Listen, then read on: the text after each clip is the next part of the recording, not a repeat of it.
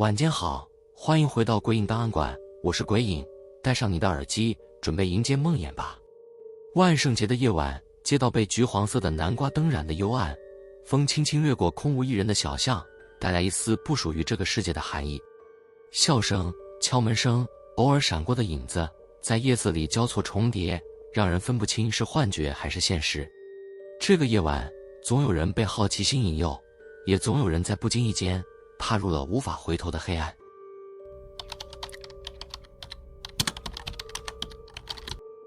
在一个偏远的小镇上，每年的万圣节都是镇上最神秘、最令人忌惮的时刻。小镇不大，街道狭窄，房屋大多年代久远，外墙被爬山虎覆盖，窗户上布满灰尘，偶尔能听到风吹动木板的吱呀声。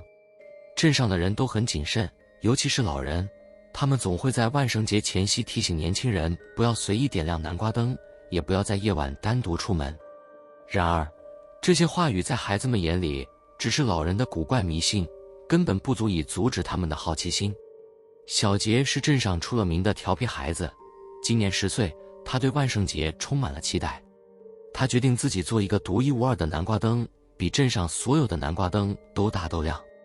他跑到镇外的菜园里挑选了一个硕大无比的南瓜，回家后便在自家院子里开始刻制。他用小刀小心翼翼地雕刻，把南瓜的脸雕得极为夸张，嘴角上翘，眼睛呈椭圆，仿佛在凝视每一个经过的人。虽然母亲多次提醒他不要刻得太深或太诡异，但小杰只是笑着摇摇头，完全不顾及母亲的担心。随着夜幕渐渐降临，小杰终于完成了他的杰作。他把南瓜灯放在窗台上，点燃了蜡烛，橘黄色的光从南瓜的眼睛和嘴巴中透出，映照在墙上，形成跳动的光影。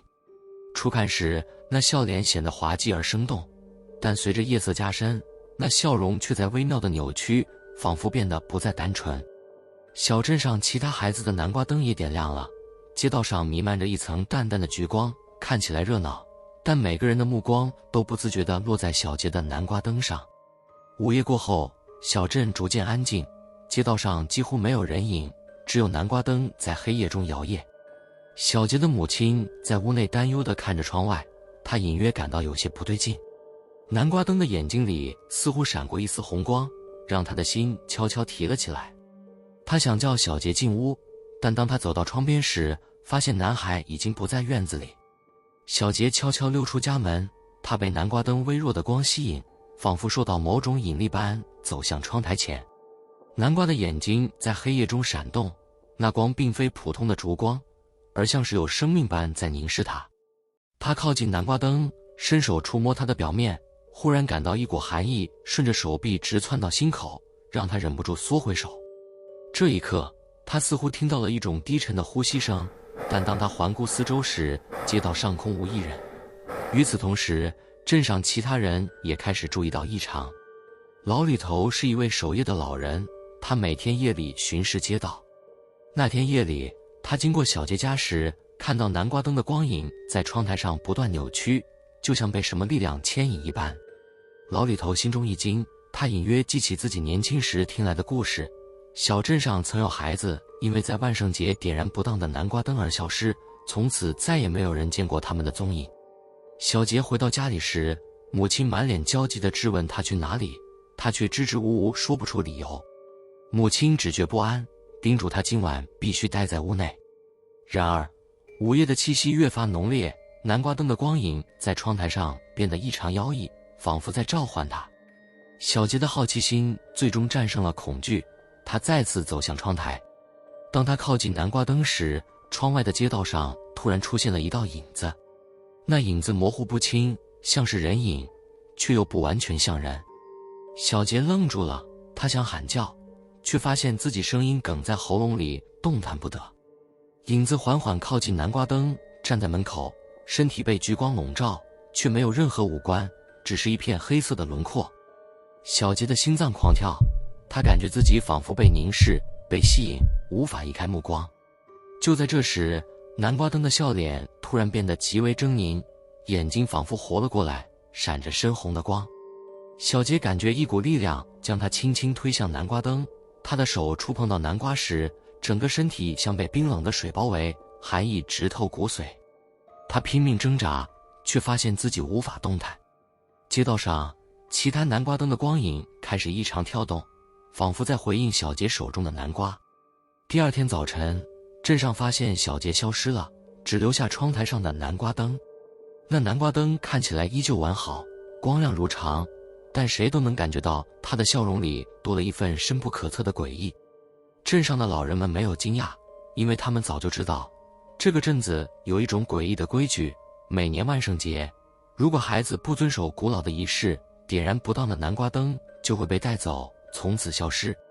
从那以后，小镇上的人更加谨慎，每年万圣节，孩子们都会小心翼翼地制作南瓜灯，绝不会随意刻出过于夸张或诡异的笑脸。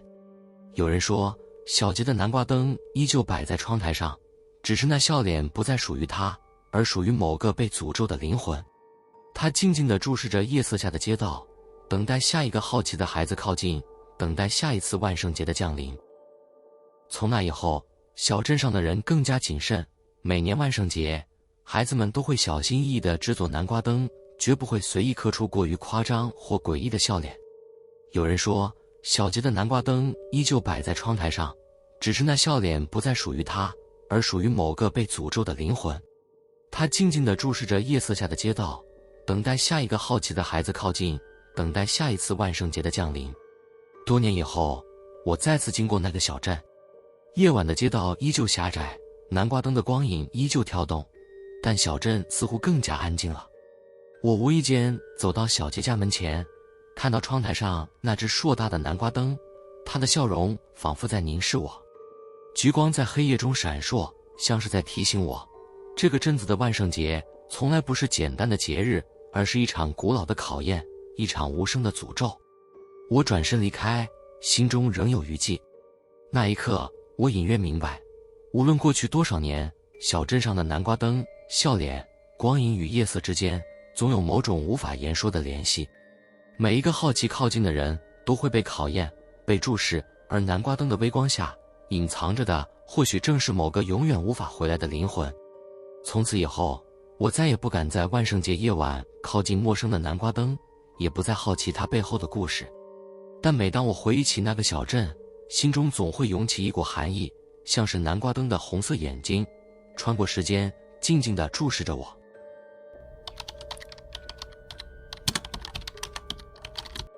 万圣节的夜晚总是让人心里既期待又不安。丽莎独自住在城郊一栋老式的独立屋里，房子年代久远，木质地板在夜晚的温度中略微发出吱呀声。白天阳光洒进房间时，一切都显得平常而温暖，但到了夜晚，墙角和天花板的阴影仿佛悄悄延长，仿佛在暗中观察。丽莎已经习惯了独自生活，但万圣节总是让她感到不同寻常的孤独与紧张。那天晚上，她像往常一样准备好糖果，坐在客厅里等待可能会来敲门的孩子。夜色笼罩着街道，月光透过窗帘的缝隙洒在地板上，微弱的光线映出房间的家具轮廓。敲门声比他预期的要早出现，但当他走到门口时，门外空无一人。他以为是恶作剧，轻轻摇了摇头，把门关上，回到沙发上。几分钟后，敲门声再次响起，这次比刚才更急促。丽莎小心地走向门口，用眼睛从猫眼看去，却只看到漆黑的夜色。风吹过树梢，投下晃动的影子，但没有任何人影。她皱起眉头，心里有一丝不安。街道上依旧空无一人，连风声都似乎被夜晚压得微弱。她回到沙发，尽量告诉自己这只是孩子的恶作剧或者邻居的玩笑。午夜渐渐临近，敲门声却开始以不规律的节奏出现，仿佛有人在房子外徘徊。丽莎开始感到心跳加速，每一次敲击都像是在提醒她，门外有某种不该出现的存在。她拿起手机想打电话给朋友或家人，但手机信号忽然出现不稳定的情况，屏幕闪了几下才显示能拨号，但心里的不安已经无法用理智驱散。她走向门口，手握门把，缓缓打开门，却依旧空无一人。月光下，庭院的轮廓清晰可见，树影随风摇晃，但没有人影。丽莎心中涌起一种难以言说的寒意，感觉自己的动作被盯上了。她能清晰地感受到有一双眼睛在暗处注视她。她试图关门，却发现门好像被什么力量轻轻抵住，不完全贴合门框。敲门声再次响起，这次仿佛就在屋内，近在咫尺。丽莎回头，客厅的灯光在夜色中显得格外微弱。她注意到楼上传来沉重的脚步声，像是有人缓慢而有目的地走动。她清楚地知道，楼上除了自己没有别人。她的呼吸开始急促，心里有种强烈的警告，这不是普通的恶作剧。她试图回忆镇上或家里是否有安装任何摄像头或报警器，却发现这些现代设备在这一刻似乎都失去了作用。脚步声渐渐逼近她所在的楼梯口，每一步都像在慢慢敲击她的心弦。她的手紧握扶手，试图逃向楼下，但脚步声似乎随之移动，每一个方向都能感受到她的存在。丽莎意识到，单纯的逃跑无济于事，她必须找到别的办法。她回到门口，将所有灯打开，希望强光能驱散潜藏的阴影。然而，房间内的光线并未影响脚步声，声音依旧沉重而有规律。她开始检查窗户，每一扇都紧闭无缺，却仍旧无法排除屋内的威胁。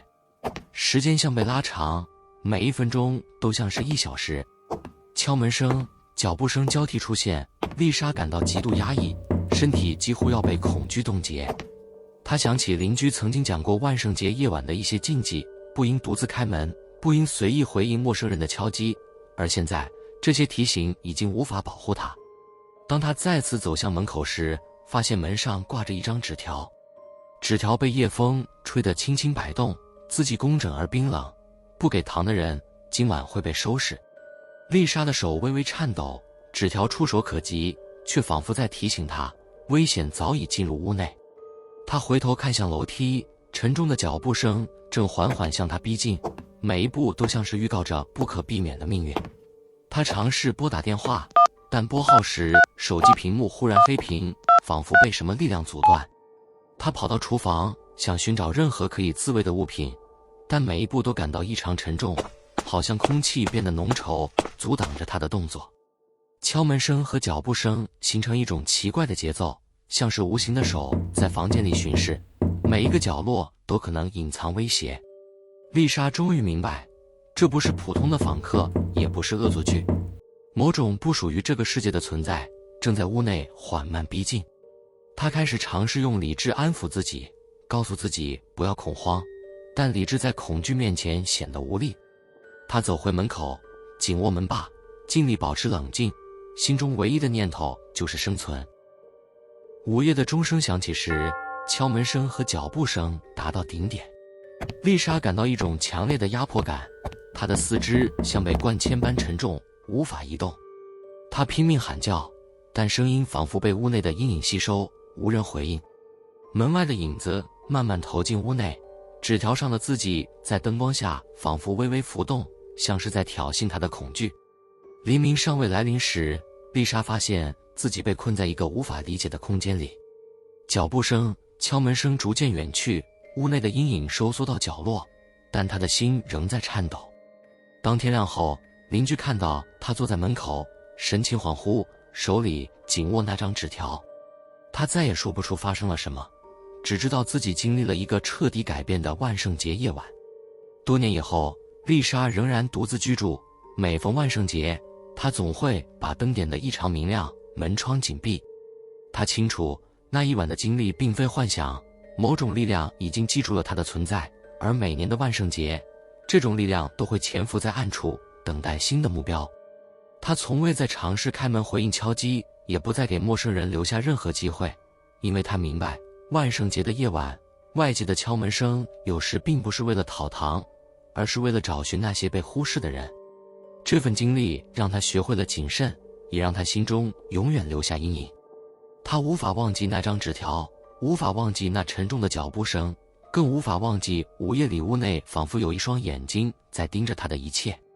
万圣节在她的记忆中不再是欢乐的节日，而是一场潜伏的危险，一个无法逃避的考验。她明白，恐惧不会消失，它会随着年岁积累，在每个万圣节夜晚重新浮现，提醒他那一夜所见所感是真实存在的。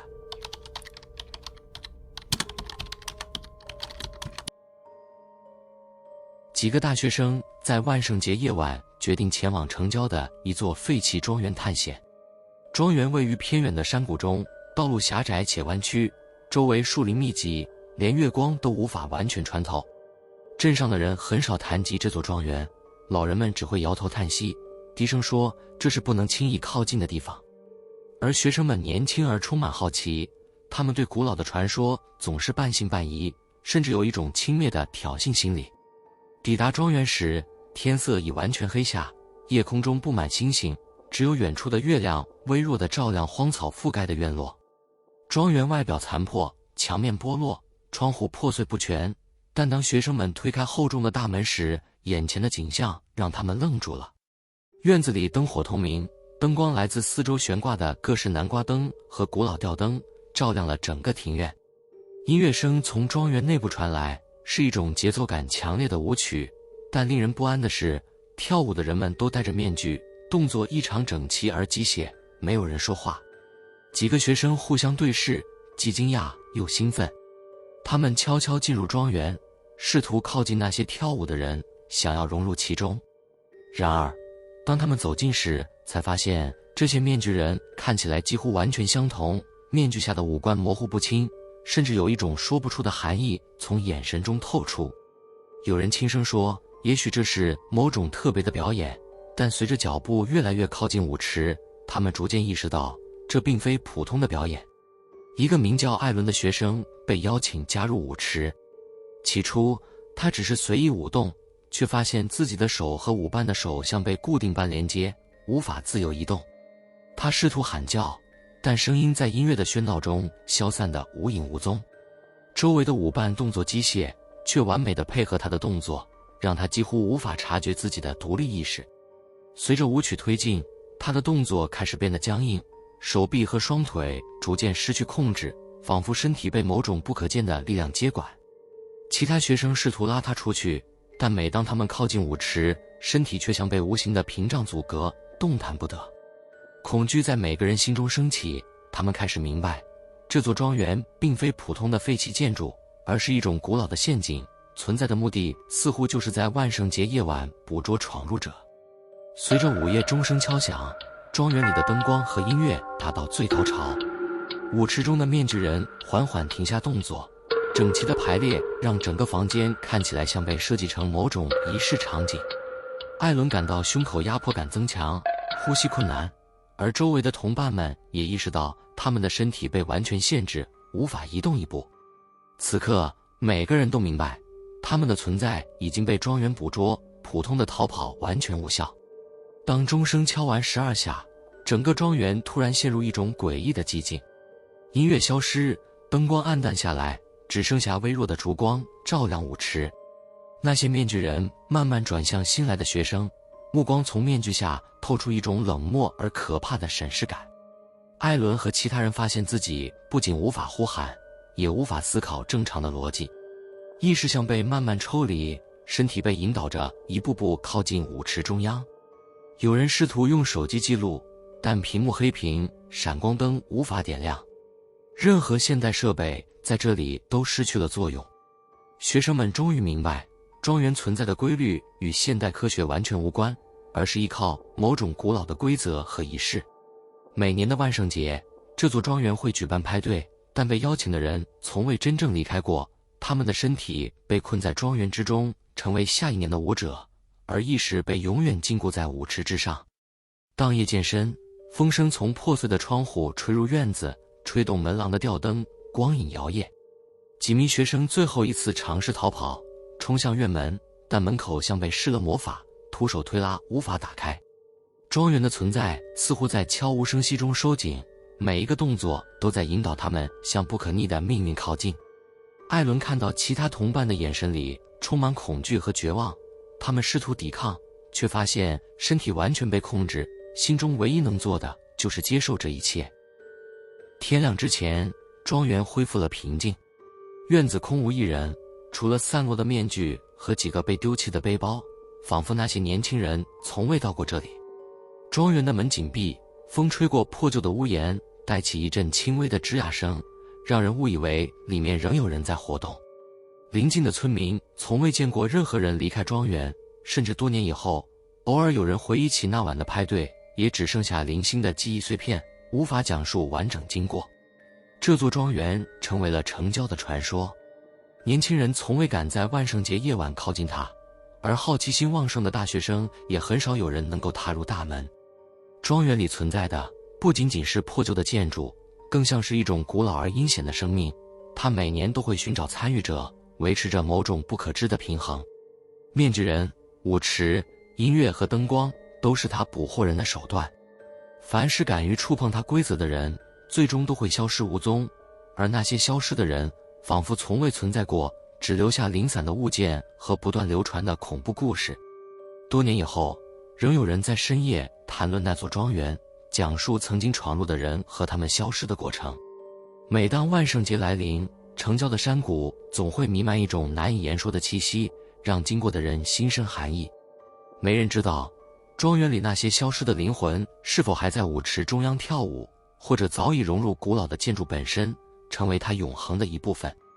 对于那些经历过的人来说，万圣节再也不是欢乐的节日，而是一场无法回避的试炼，是一次潜伏在黑夜中的危险，提醒所有人，好奇心有时会引领你进入无法逃脱的深渊，而庄园的派对永远不会忘记任何闯入者的存在。